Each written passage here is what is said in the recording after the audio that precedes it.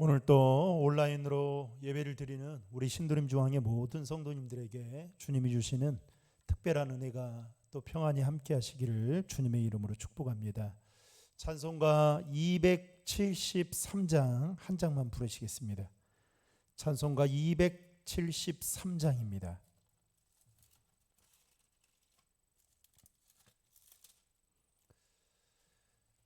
나 주를 멀리 떠났다 이제 옵니다. 나 죄의 길에 시달려 주여 옵니다. 나 이제 왔으니 내 집을 찾아 주여 나를 받으사 맞아 주소서. 그 귀한 세월 보내고 이제 옵니다. 나 뉘우치는 눈물로 주여 옵니다. 나 이제 왔으니 내 집을 찾아 주여 나를 받으사 맞아 주소서. 나 죄에 매여 고달파 이제 옵니다. 주 크신 사랑 받고자 주여 옵니다. 나 이제 왔으니 내 집을 찾아 주여 나를 받으사 맞아 주소서. 이 병든 마음을 고치려 이제 옵니다. 그님과 소망 바라고 주여 옵니다. 나 이제 왔으니 내 집을 찾아 주여 나를 받으사 맞아 주소서. 나 바랄 것이 무언가 우리 주 예수 날 위해 죽임 당하심 믿고 옵니다. 나 이제 왔으니 내 집을 찾아 주여 나를 받으사 맞아 주소서.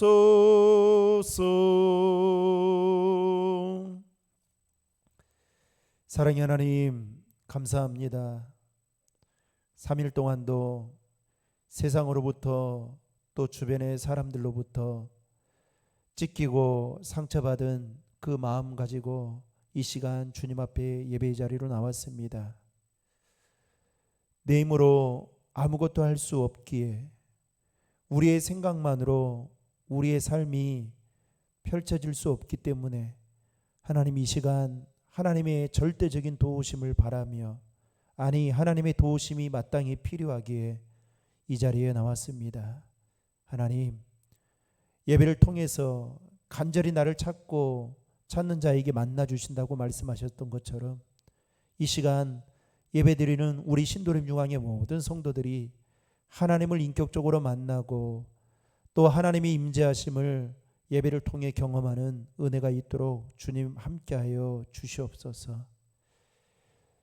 전 세계를 바라보면 정말 소망이 없음을 보게 됩니다.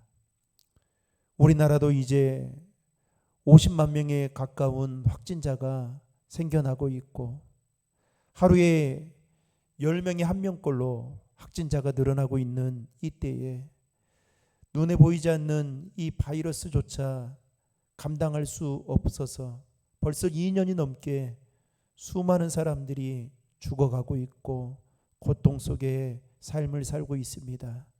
하나님, 이 나라의 민족 전 세계를 불쌍히 여겨주시고 이 일을 통해서 온전히 만왕의 왕 되신 하나님 앞에 더 겸손하게 머리를 숙이며 또 우리의 교만함을 돌아보며 회개하는 저희들 되어지도록 인도해 주옵소서. 사순절을 기간을 보내고 있습니다.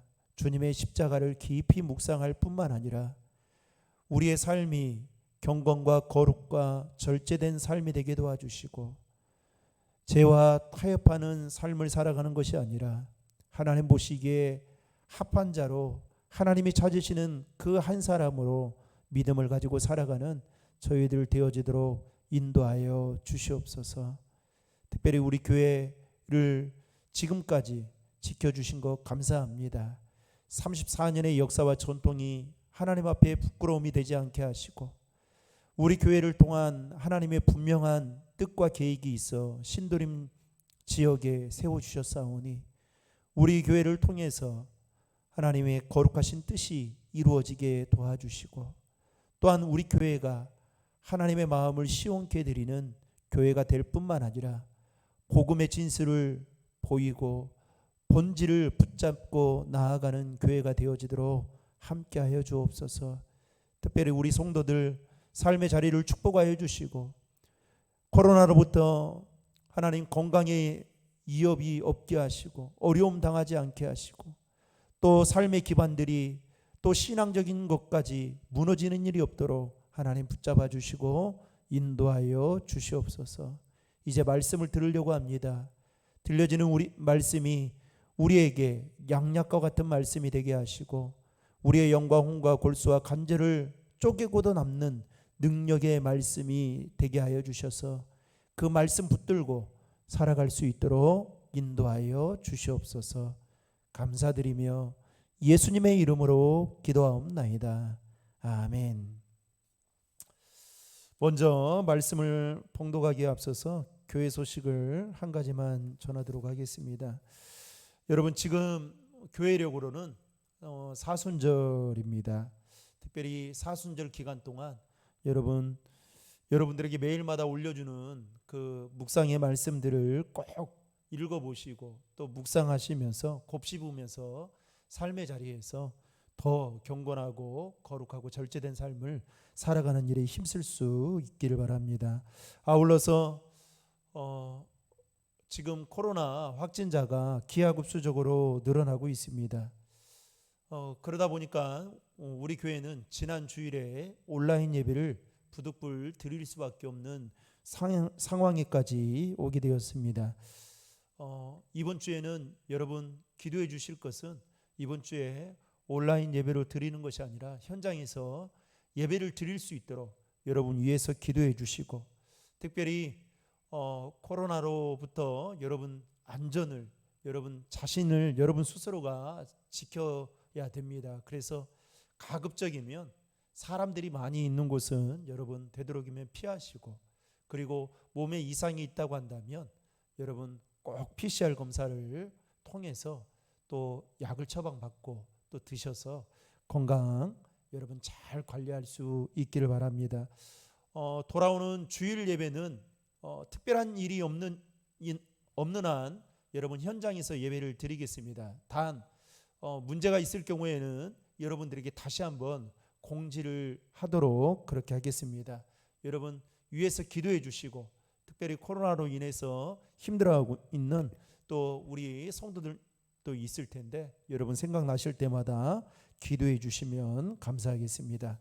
오늘 우리에게 주시는 하나님의 말씀은 출애굽기 22장 1절로 15절의 말씀입니다. 출애굽기 22장 1절로 15절의 말씀입니다. 구약성경 115면에 있습니다. 제가 봉독해 드리겠습니다. 사람이 소나 양을 도둑질하여 잡거나 팔면 그는 소 한 마리에 소 5마리로 갚고 양 한 마리에 양 4마리로 갚을지니라. 도둑이 뚫고 들어오는 것을 보고 그를 쳐 죽이면 피 흘린 죄가 없으나 해 돋은 후에는 피 흘린 죄가 있으리라. 도둑은 반드시 배상할 것이나 배상할 것이 없으면 그 몸을 팔아 그 도둑질한 것을 배상할 것이요, 도둑질한 것이 살아 그 손에 있으면 소나 낙이나 양을 막론하고 갑절을 배상할지니라. 사람이 밭에서나 포도원에서 짐승을 먹이다가 자기의 짐승을 놓아 남의 밭에서 먹게 하면 자기 밭에 가장 좋은 것과 자기 포도원에 가장 좋은 곳으로 배상할지니라. 불이 나서 가시나무에 댕겨 낯갈이나 거두지 못한 곡식이나 밭을 태우면 불러온 자가 반드시 배상할지니라. 사람이 돈이나 물품을 이웃에게 맡겨 지키게 하였다가 그 이웃집에서 도둑을 맞았는데 그 도둑이 잡히면 갑절을 배상할 것이요, 도둑이 잡히지 아니하면 그 집 주인이 재판장 앞에 가서 자기가 그 이웃의 물품에 손댄 여부의 조사를 받을 것이며, 어떤 일은 물건 즉 소나 낙이나 양이나 의복이나 또는 다른 이런 물건에 대하여 어떤 사람이 이르기를 이것이 그것이라 하면 양편이 재판장 앞에 나아갈 것이요, 재판장이 죄 있다고 하는 자가 그 상대편에게 갑절을 배상할지니라. 사람이 낙이나 소나 양이나 다른 짐승을 이웃에게 맡겨 지키게 하였다가 죽거나 상하거나 끌려가도 본 사람이 없으면 두 사람 사이에 맡은 자가 이웃의 것에 손을 대지 아니하였다고 여호와께 맹세할 것이요, 그 임자는 그대로 믿을 것이며 그 사람은 배상하지 아니하려니와, 만일 자기에게서 도둑 맞았으면 그 임자에게 배상할 것이며 만일 찍혔으면 그것을 가져다가 증언할 것이요, 그 찍힌 것에 대하여 배상하지 아니할지니라. 만일 이웃에게 빌려온 것이 그 임자가 함께 있지 아니할 때에 상하거나 죽으면 반드시 배상하려니와, 그 임자가 그것과 함께 있었으면 배상하지 아니할지니라. 만일 새낸 것이면 새로 족하니라. 아멘. 출애굽기 22장 1절로 15절의 말씀을 가지고 가장 좋은 것으로 라는 제목으로 하나님의 은혜를 함께 나누고자 합니다. 여러분, 성경에는 기본법에 해당하는 법이 나오고 있는데, 이것은 출애굽기 20장에 나오는 모세가 시내산에서 하나님으로부터 받은 10계명이 바로 기본법이라 할 수 있습니다. 그리고 그 기본법 아래 일상생활에서 경우에 따라 이런저런 일들이 일어나게 되었을 때 어떻게 실생활에서 질서 있게 공동체를 세우고 그리고 질서를 유지해야 할 것인가에 대한 이 세부적인 항목들을 오늘 말씀을 통해서 또 기록하고 있습니다. 우리가 지난주에 살펴보았듯이 특별히 소가 남자나 여자를 들이받아서 죽이거나 또 심지어는 남종이나 여종을 받게 되면 거기에 따른 책임을 반드시 져야 된다라는 말씀을 지난주에 나누었습니다. 그러면서 또 한 예로 어떤 사람이 어떠한 목적을 가지고 구덩이를 파게 되었는데 그냥 본의 아니게 그 구덩이를 덮지 않았던 겁니다. 흙으로 메꾸지 않았던 거죠. 그때 그 지나가던 가축들이 거기에 빠져 죽게 되거나 아니면 죽게 될 경우에 거기에 따른 책임도 져야 된다라는 말씀을 드렸습니다. 그리고 오늘 말씀은 특별히 배상에 관한 말씀을 하고 있는데요. 배상을 하되 오늘 말씀의 제목처럼 가장 좋은 것으로 배상하라고 하나님은 말씀하고 있습니다. 여러분, 이 오늘 본문에 기록되어져 있는 이 말씀은, 이 배상법은 출애굽기 20장 15절에 나오는, 즉 10계명 중에 8번째 계명인 도둑질하지 말라라는 법과 아주 연관되어 있음을 알 수가 있습니다. 먼저 오늘 본문 1절부터 4절까지의 말씀을 보면 어떤 사람이 남의 물건을 도둑질했을 때의 그 법규에 대한 내용을 기록하고 있는데, 먼저 1절 말씀을 보면 어떤 사람이 소나 양을 훔쳐서 잡거나 팔면 어떻게 합니까?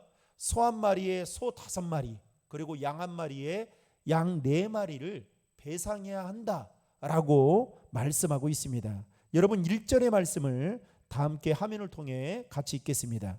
사람이 소나 양을 도둑질하여 잡거나 팔면 그는 소 한 마리에 소 5마리로 갚고 양 한 마리에 양 4마리로 갚을 지니라. 여러분, 소는 몇 마리로 배상하라고요? 5마리. 그리고 양은요? 4마리로 배상하라고 분명히 말하고 있습니다. 그러면 이렇게 소는 5마리, 양은 4배로 배상을 해야 하는 그 기준이 무엇일까요? 소가 양보다 배상의 기준이 높은 이유는 그때 당시 소는 다른 가축들보다도 집안의 모든 일들을 했습니다.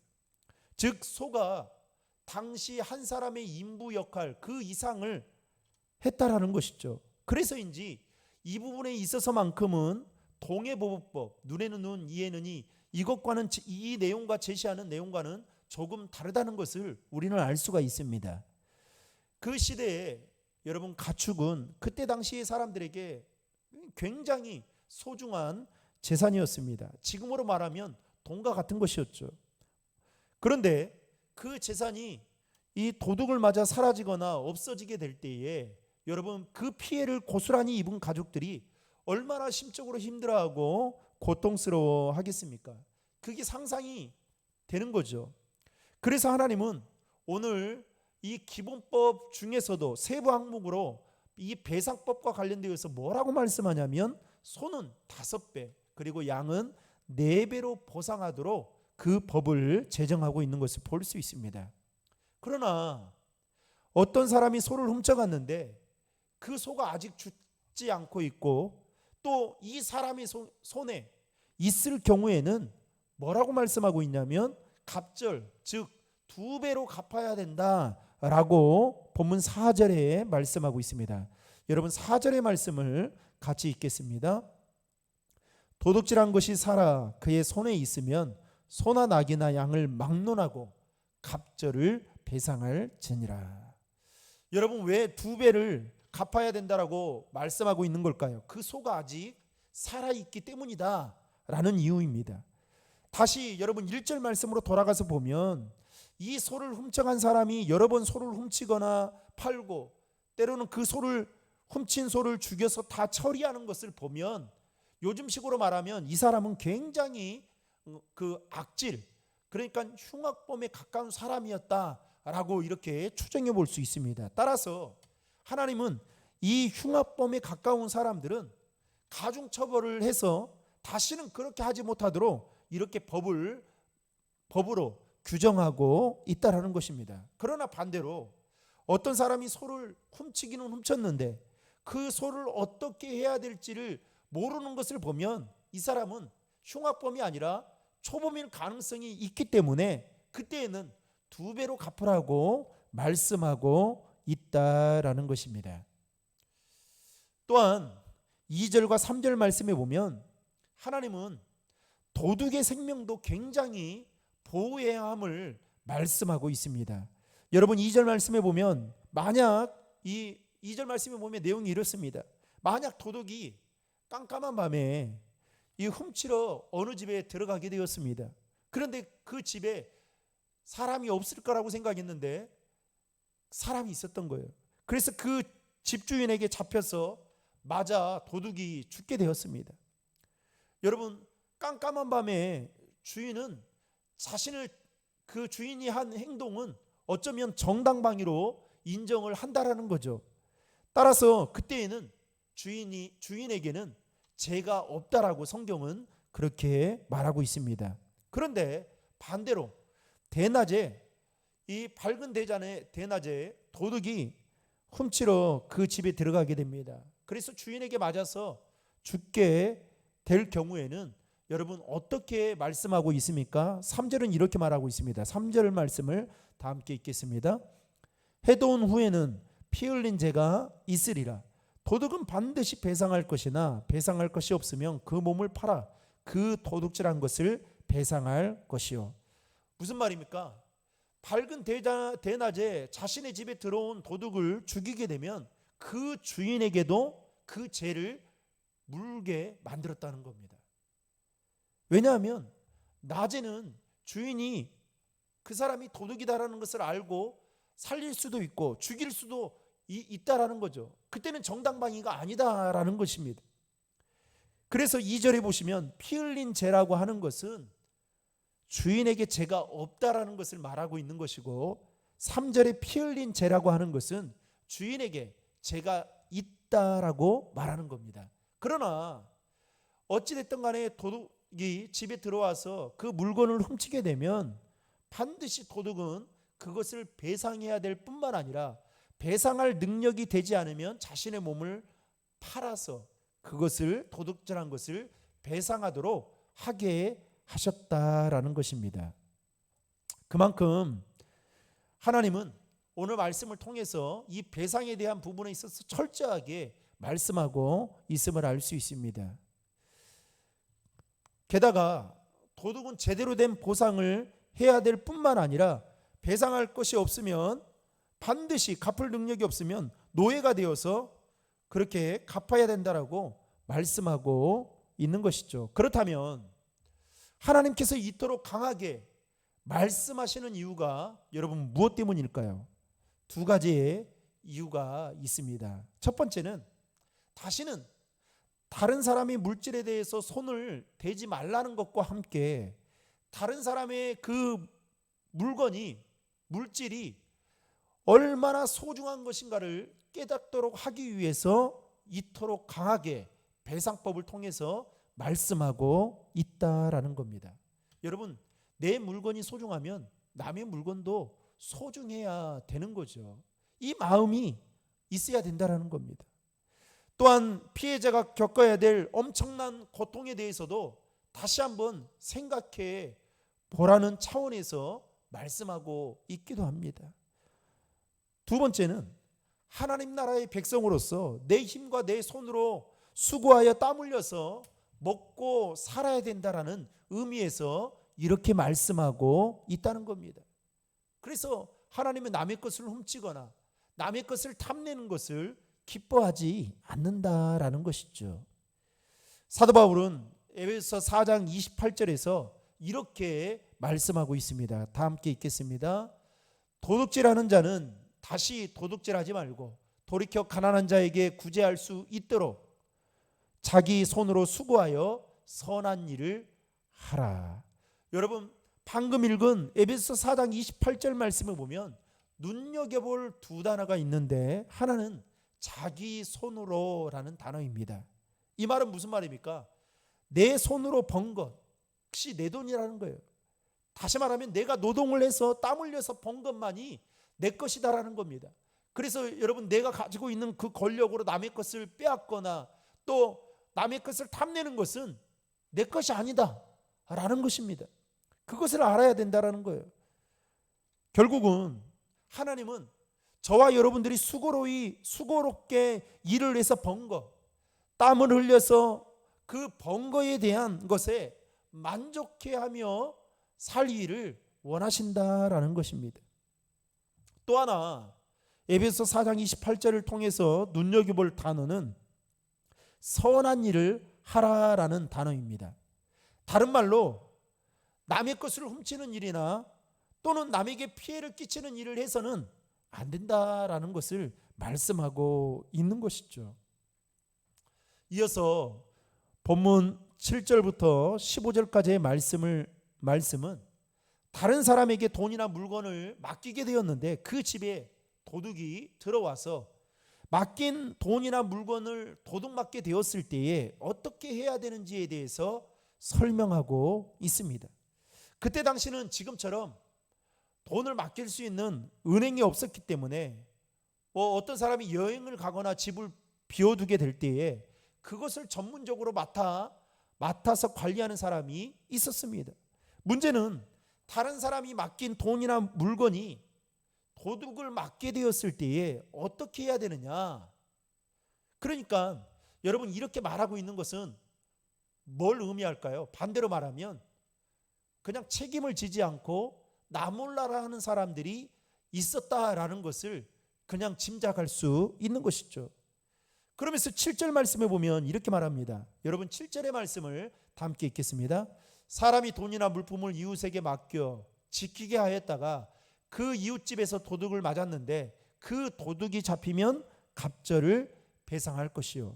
그러니까 도둑이 잡히게 되면 갑절 2배로 배상을 해야 된다라고 말하고 있습니다. 그런데 반대로 만약에 도둑이 잡히지 않을 경우에는 어떻게 해야 되느냐? 여러분 그렇다면 그때에는 그 물건을 맡은 주인이 혐의가 있다라고 생각을 할 수 있지 않겠습니까?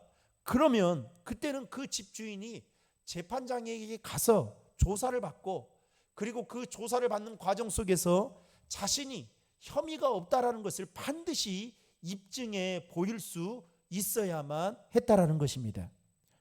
그러니까 그냥 나 몰라라 하거나 아니면 나는 최대한 노력을 했는데 이거는 어쩔 수 없는 일이다. 이렇게 해서는 안 된다라는 것을 지금 말씀하고 있는 것이죠. 또 10절과 13절 말씀에도 보면 가축을 맡겼는데 그 가축이 죽거나 상처를 입어서 손해를 입을 경우에는 반드시 배상을 해줘야 된다라고 말씀하면서 14절 15절 말씀도 마찬가지로 말하고 있습니다. 여하튼 이 모든 각각의 상황에 따라 하나님은 가장 합리적으로 뭐라고 말씀하고 계시느냐? 배상을 하라는 겁니다. 배상을 하되 가장 좋은 것으로 하라는 거죠. 만약에 그것을 배상하는 데 있어서 어떻게 해야 되느냐? 여러분 5절의 말씀을 다 함께 읽겠습니다. 사람이 밭에서나 포도원에서 짐승을 먹이다가 자기의 짐승을 놓아 밭에서 먹게 하면 자기 밭에 가장 좋은 것과 자기 포도원에 가장 좋은 것으로 배상할지니라. 거기에 보면 여러분 농사를 또 가축을 키워본 분들에 따르면 또 경험이 있는 분들은 어떻습니까? 자기 의도와 다르게 이 가축들이 말을 듣지 않을 경우가 있잖아요. 그렇죠? 그러면 어떻게 해요? 다른 사람의 농작물에 피해를 간혹 줄 때가 있을 겁니다. 요즘에는 반려견 키우는 가정들이 참 많은데 반려견이 주인의 말을 잘 들으면 얼마나 좋겠습니까? 그러나 때로는 이 반려견이 주인이 잠깐 한눈 파는 사이에 다른 강아지에게 피해를 입히거나 사람에게 피해를 입히는 경우들이 있지 않습니까? 그럴 때 뭐라고 말합니까? 오늘 말씀에 보면 밭에나 포도원에서 피해를 입게 될 때는 가장 그 밭에 가장 좋은 것 그리고 포도원에서도 가장 좋은 것으로 배상하라 그렇게 말씀하고 있습니다. 그러니까 여러분 종합해 보면 피해를 입힌 가해자는 반드시 그거에 따른 배상을 해야 된다라는 것은 기본적인 전제로 깔려져 있지만 그 안에 무엇이 있습니까? 가장 좋은 것으로 배상해야 된다라는 겁니다. 여러분 왜 그럴까요? 여러분 손해를 입어보신 적 있으십니까? 손해를 입어보신 사람들의 말을 들어보면요, 그분들이 특별히 가장 친했던 사람, 가장 믿었던 사람들로부터 손해를, 배신을 당하고 또 사기를 당해서 손해를 입게 되었을 때 그 상처는요 정말 치유가 될 수 없다라고 합니다. 그 뭐 돈은 있다가도 뭐 사라지면, 없으면 조금 어려울 수 있지만 그 받은 그 마음의 상처는, 믿는 사람으로부터 그 받은 상처는요 치유가 안 된다라는 말이 있죠. 그래서 어떻게 해요? 그 손해를 입으면요 막 괴로워하고 육체적으로 힘들어하고, 그렇죠. 심지어는 신앙적으로도 엄청난 타격을 받게 됩니다. 그래서 어떻게 해요? 내가 교회 내에서도 사실 성도들 간에 물질로 거래하는, 이 서로 뭐 돈을 빌려주고 받고 이 물질을 금전 거래하는 것을 여러분 금해야 돼요. 차라리 빌려달라고 하면 여러분 안 받는다 셈 치고 드리는 게 낫지, 그거를 받는다 생각하고 언제까지 주겠다 했는데 그거 주지를 않으면 여러분 그때 어떻게 됩니까? 그때부터 마음이 불편해지기 시작하죠. 기도가 막히게 되고요. 여러분 말씀을 들어도 은혜가 되지 않고 예배 자리에 있어도 기쁘지 않습니다. 그래서 성도들 간의 금전거래는 사실상 하지 않는 게 가장 좋은 거죠. 또 제가 뭐 들었던 바에 따르면 어떤 교회는 그 뭐 다단계 같은 것을 성도들끼리 해가지고 그 상당한 어려움에 처해서 나중에는 교회가 문을 닫게 되었다라는 이야기를 들었던 적도 있습니다. 어찌됐든 간에 여러분 나의 행동이 누군가로부터 손해를 입게 되면 배상을 해줘야 되지만 그 배상을 해줄 때에는 가장 좋은 것, 이거는 뭡니까? 그 사람의 마음이 그나마 풀릴 수 있는, 그 사람의 마음이 자유함을 누릴 수 있도록 해줘야 된다라는 측면에서 가장 좋은 것으로 배상해야 된다라고 말씀하고 있다라는 것입니다. 여러분 오늘 우리가 살펴본 말씀은 도둑질하지 말라 10계명의 제8번째 계명에 관한 세부 법규들을 살펴보고 있습니다. 여러분 이 말씀이 중요한 이유는 물질은 하나님과의 관계와 밀접한 연관이 되어 있기 때문에 매우 중요합니다. 또한 무엇인가 다른 사람의 물건을 도둑질한다라는 것은 여러분 10계명 8계명을 범할 뿐만 아니라 다른 계명까지도 지킬 수 없다라는 가능성이 많다라는 것을 알아야 된다라는 것이죠. 신학에 보면 여러분 물질에 대해서 탐하는 것을 뭐라고 말씀하고 있냐면 탐심이다라고 말하고 있습니다. 그러면서 그 탐심은 곧 우상 숭배라고 말하고 있는 것을 볼 수 있습니다. 따라서 남의 재물을 탐해서 남의 것을 도둑질하는 것, 그래서 자신의 이익을 취하여 사는 것은 한마디로 말하면 우상 숭배와 같다라는 것을 우리는 잊지 말아야 할 것입니다. 골로새서 3장 5절의 말씀을 다 함께 읽겠습니다. 그러므로 땅에 있는 지체를 죽이라. 곧 음란과 부정과 사욕과 악한 정욕과 탐심이니 탐심은 뭐라고 말합니까? 우상 숭배이니라. 모든 탐심은 우상 숭배이기 때문에 재물과 하나님은 동시에 겸하여 섬길 수 없다라는 여러분 이 말씀을 기억하고, 그래서 탐심은 하나님과의 온전한 관계를 맺지 못하도록 방해하는, 아니 걸림돌이 된다라는 이 사실을 기억할 수 있기를 바랍니다. 여러분 남의 것을 훔친다는 것은 이 탐심에서부터 비롯된 행위 아니겠습니까? 그렇기 때문에 이게 우상 숭배다라는 것이죠. 사랑하는 성도 여러분, 우리는 오늘 이 말씀을 통해서 하나님이 말씀하시는 이 기본법 안에, 아니 배상법 안에 담겨져 있는 하나님의 그 정신을 우리는 알아야 합니다. 즉 하나님은 다른 사람의 생명을 소중히 여길 뿐만 아니라 연약한 자를 보호하시는 하나님이심을 말씀하고 있습니다.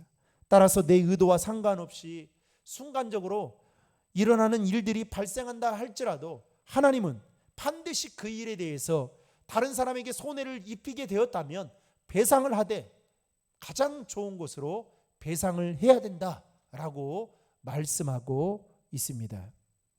가장 좋은 것으로 배상하라는 것은 곧 피해를 입은 사람의 마음이 회복되기를 원하시는 하나님의 사랑과 배려의 마음이 그 안에 담겨져 있다는 사실을 기억하고 남은 3일 동안도 이 마음으로, 이 사랑으로 살아가는 우리 신도림 중앙의 모든 성도님들 되기를 주님의 이름으로 축원합니다. 기도하겠습니다. 사랑의 하나님, 인생을 살아가면서 남들에게 피해를 끼치고 살아가기를 원하는 사람은 아마 단 한 명도 없을 겁니다. 그러나 본의 아니게 때로는 우리 안에 탐심의 마음 때문에 다른 사람에게 손해를 입히게 되고, 그래서 다른 사람들을 힘들게 하고 그 고통 속에 살아가게 만드는 그러한 죄들을 범할 때가 있었음을 고백합니다. 하나님, 오늘 주신 말씀처럼 이 법 안에 담겨져 있는 하나님의 사랑의 마음과 약자를 보호하시는 그 하나님의 그 계획을, 뜻을 잘 우리 마음속에 새겨 우리가 예수 믿는 자로서 다른 사람들에게 손해를 끼치며 살아가는 자가 아니라 오히려 하나님의 사랑을 함께 나누는, 내가 손해볼지라도 하나님 함께 섬기고 베풀며 나눌 수 있는 그 넉넉한 마음이 우리 안에 많아질 수 있도록 함께하여 주시옵소서. 감사드리며 예수님의 이름으로 기도하옵나이다. 아멘. 주님이 가르쳐준 기도로 수요 기도회를 마치겠습니다. 하늘에 계신 우리 아버지, 아버지의 이름을 거룩하게 하시며 아버지의 나라가 오게 하시며 아버지의 뜻이 하늘에서와 같이 땅에서도 이루어지게 하소서. 오늘 우리에게 일용할 양식을 주시고 우리가 우리에게 잘못한 사람을 용서하여 준 것 같이 우리 죄를 용서하여 주시고 우리를 시험에 빠지지 않게 하시고 악에서 구하소서. 나라와 권능과 영광이 영원히 아버지의 것입니다. 아멘.